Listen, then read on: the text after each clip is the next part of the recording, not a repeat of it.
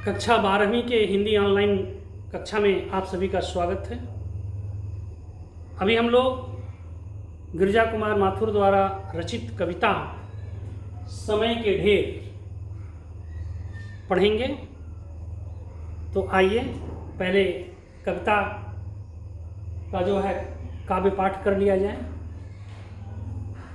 व्यर्थ गया है जीवन, व्यर्थ गया है जीवन इतने सारे वर्षों में, सिर्फ असमर्थता का ढेर ढेर कूड़ा ही इकट्ठा हुआ है। अधूरा रुका है वक्त और यह देह सिर्फ आधी सांस लेती है। हर सेकंड को टोक कर जोर से डंक मारती है बड़ी बड़ी सुइयों वाली घड़ियां। निहाई पर चलते हुए रक्त बूंदों के रिबन, हर बूंद पर पड़ता है पलों का हथौड़ा। ठन होती है घड़ी की आवाज, कुचल जाता है एक और मिनट। मुझे डर लगता है हर तेज घड़ी की आवाज से, सन्नाटे में एक सेकंड और भी चीखें मारता है। मेरी उम्र पर लगातार कोई एक छाया पांव धरता है। मैं विवश बधा हूं इस सारे परिवेश से, मेरी निरंतर लड़ाई है काल और देश से। कंकाल चेहरे वाले चारों तरफ डायल ही डायल हैं, हड्डियों की टक टक, और मैंने अपने आसपास एक मनमानी अनंतता रोक ली है। काल की धारा छिपाकर एक टूटती देह में कैद की है। प्रस्तुत कविता हमारे पाठ्य पुस्तक हिंदी पाठ संचयन से ली गई है। इसके कवि गिरिजा कुमार माथुर हैं। माथुर जी के काव्य संग्रह साक्षी रहे वर्तमान काव्य संग्रह से यह कविता उद्धृत है। माथुर जी प्रयोगवादी कवि हैं और ये एक एक क्षण को बड़ा ही महत्व देते हैं। एक एक क्षण यूं ही गुजर जाने पर कवि को बड़ा ही विषाद, बड़ा ही कष्ट की अनुभूति होती है। ये दौर द्वितीय विश्व युद्ध के बाद का है। द्वितीय विश्व युद्ध के बाद यूं ही पूरे विश्व में एक मायूसी छा जाती है, बेरोजगारी व्याप्त हो जाती है, मंदी आ जाती है। तो इन सब का प्रभाव पूरे जनमानस पर पड़ता है, कभी भी इससे अछूता नहीं है। तो गिरिजा कुमार माथुर कहते हैं कि व्यर्थ गया है जीवन इतने सारे वर्षों में। इतना जो सारे वर्षों को मैंने यूं ही बिता दिया, गंवा दिया, मेरे इतने सारे वर्ष जो बीत गए वे व्यर्थ गए हैं, कोई विशेष उपलब्धि नहीं हो पाई है। सिर्फ असमर्थता का ढेर ढेर कूड़ा ही इकट्ठा हुआ है। कोई कामयाबी हाथ नहीं लगी है, केवल असमर्थता का ही कूड़ा ढेर सारा इकट्ठा हुआ, यानी असमर्थता, असफलता ही मुझे हाथ लगी है। और इस असमर्थता में कभी जो है को यह महसूस हो रहा है कि अधूरा रुका है वक्त। उनका जो वक्त है वह अधूरा है, क्योंकि वो पूर्ण रूपेण उसका सदुपयोग नहीं हो पाया है। और यह देह सिर्फ आधी सांस लेती है। उनका यह शरीर जो कि असमर्थता के कारण अत्यंत ही जो है व्यथित हो गया है, मानो उनका शरीर आधी सांस लेती हो। हर सेकंड को टोक कर जोर से डंक मारती है बड़ी बड़ी सुइयों वाली घड़ियां। जब घड़ी की सबसे बड़ी सुई सेकंड की होती है और वह हर सेकंड को टोक करके आवाज करती है, तो ये आवाज कवि को डंक के समान जो है लगती है। घड़ी के हर सेकंड की आवाज कवि को डंक के समान लगती है। क्यों? क्योंकि कवि को यह महसूस हो रहा है कि उसके जीवन का एक सेकंड, एक पल और व्यतीत हो गया। निहाई पर चलते हुए रक्त बूंदों की रिबन हर बूंद पर पड़ता है पलों का हथौड़ा, ठन होती है घड़ी की आवाज, कुचल जाता है एक और मिनट।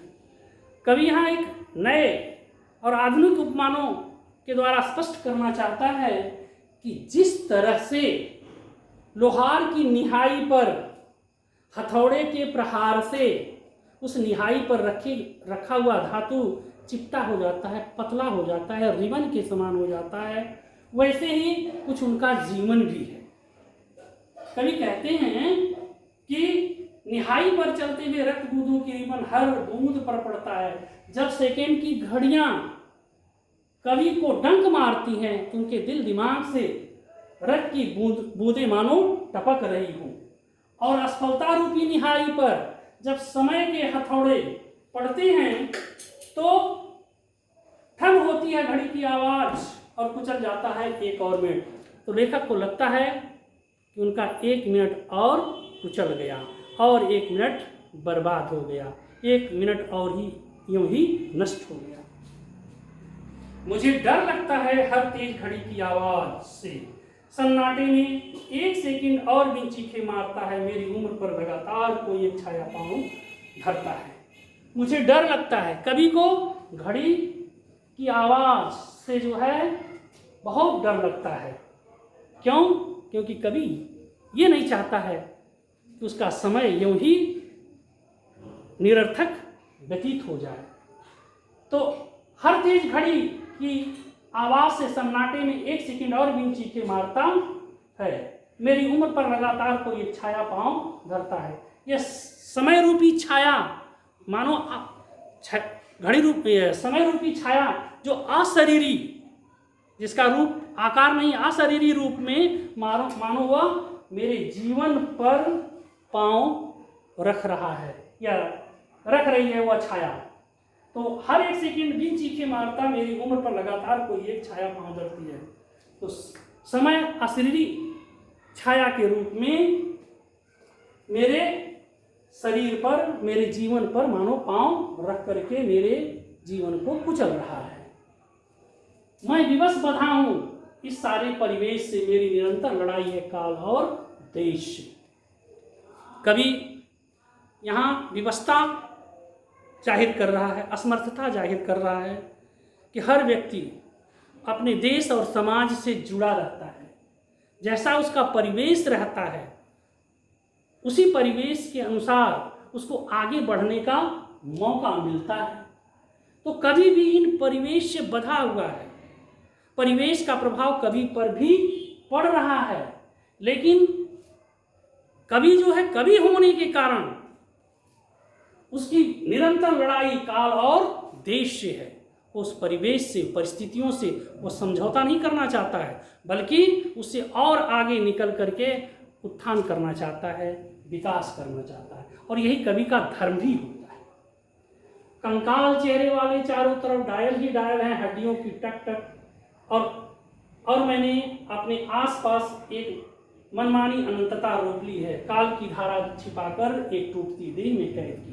कंकाल के चेहरे वाले चारों तरफ कभी अपने परिवेश का वर्णन कर रहा है कि उसके आसपास, उसके परिवेश में कंकाल जैसे लोग हैं, मांस गल गई है, कुपोषण के शिकार हो गए हैं, गरीबी के मारे हैं, लाचार हैं, और उनका शरीर जो है वह कंकाल की ही तरह दिखाई दे रहा है। तो इन कंकाल यानी बेबस लोगों के बीच कवि जीवन यापन कर रहा है, जहाँ चारों तरफ कंकाल वाले चेहरे ही चेहरे हैं और वे डायल ही डायल हैं। कवि यहाँ घड़ी का जो ऊपरी आवरण रहता है डायल कहते हैं, और जिसमें मशीन आदि फिट की जाती है। तो मानो ये कंकाल चेहरे वाले लोग केवल डायल चेहरे ही दिखाई दे रहे हैं, उनके अंदर कुपोषण आदि से जो है वो बिल्कुल जो है ये कमज़ोर हो चुके हैं। तो इस तरह से केवल चेहरा ही ऊपर कंकाल की तरह दिखाई दे रहा है। हड्डियों की टक टक उनके मांस पेशियां जो हैं वह सिकुड़ गई हैं और हड्डियां ही रह गई हैं जो टक टक की आवाज़ मानो कर रही हैं। और मैंने अपने आसपास एक मनमानी अनंतता रोक ली है। इन सब के बीच कवि आशान्वित है और कवि कह रहे हैं कि और मैंने अपने आसपास, अपने चारों तरफ एक मनमानी माने स्वेच्छा से स्वयं एक अनंतता रोप ली है। कभी समाप्त न होने वाली एक अनंतता रोप ली है। वह अनंतता समय की है। काल की धारा छिपाकर एक टूटती देह में कैद की है।